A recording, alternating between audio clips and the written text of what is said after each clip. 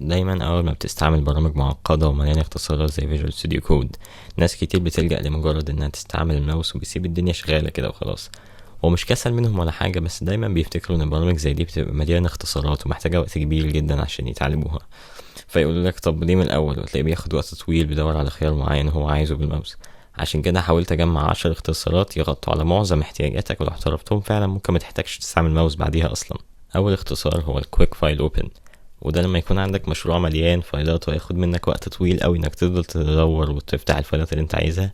هنا بيجي دور الكويك فايل اوبن، اللي بتدوس كنترول بي عشان تفعله، وبعديها بتكتب اول كام حرف بس من اسم الفايل، وتلقائيا هيدور في المشروع كله ويخليك تختار ما بينهم بالارو كيز. ولما تختار واحد بتدوس انتر، بعدين بيفتح الملف على طول. الموضوع ده بيبقى مفيد جدا في المشاريع الكبيره وكمان في الصغيره، لانك لو اتعودت عليه ممكن يكون اسرع من انك تفتح الفايل بايدك حتى لو هي قدامك اصلا. تاني اختصار، وده بديهي شويه بس اكيد واحد من اهمهم ان لم يكن اهمهم، هو الكنترول تاب. وده كل اللي بيعمله انه بيحاول ما بين التابز اللي انت فاتحها وبتكتب عليها، مش ملفات المشروع كله. بسيط بس بيفرق جدا.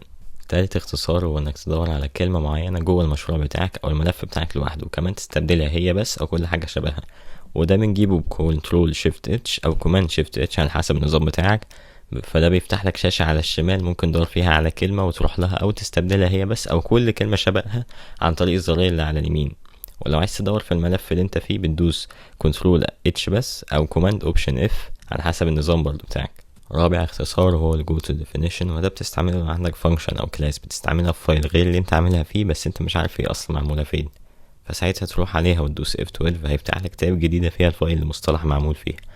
ممكن برضو تروح عليها بالماوس وتعمل كنترول كليك عليها، برضو هيديك نفس النتيجه. خامس اختصار هو الالت فوق او تحت، وده بيودي لك السطر اللي انت فيه فوق او تحت، وكمان بيتحكم في عدد المسافات اللي في الاول عشان تناسب المكان اللي انت وديتها فيه. وكمان ممكن تعمل سيلكت لكذا سطر بالماوس او بشيفت مع فوق وتحت، وهتلاقيه بيحرك لك السطور كلهم مره واحده. بسيط بس مفيد جدا. سادس اختصار وهو الكومنت والانكومنت للسطر اللي انت فيه، بانك تستعمل كنترول سلاش.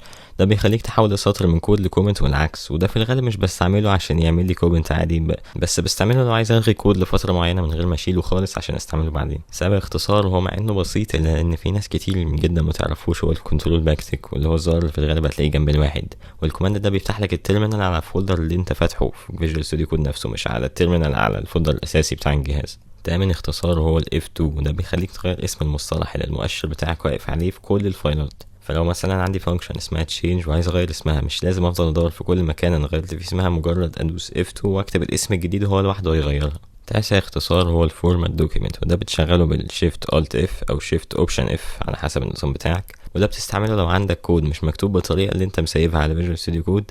يعني مثلا شات جي بي تي دايما لما بطلب منه حاجه بيديني كود فيه مسافه واحده كالاساسي، بس انا في الغالب بستعمل 4 مسافات. فلو شغلت الكوماند هتلاقيه يرجع ل4 مسافات عادي.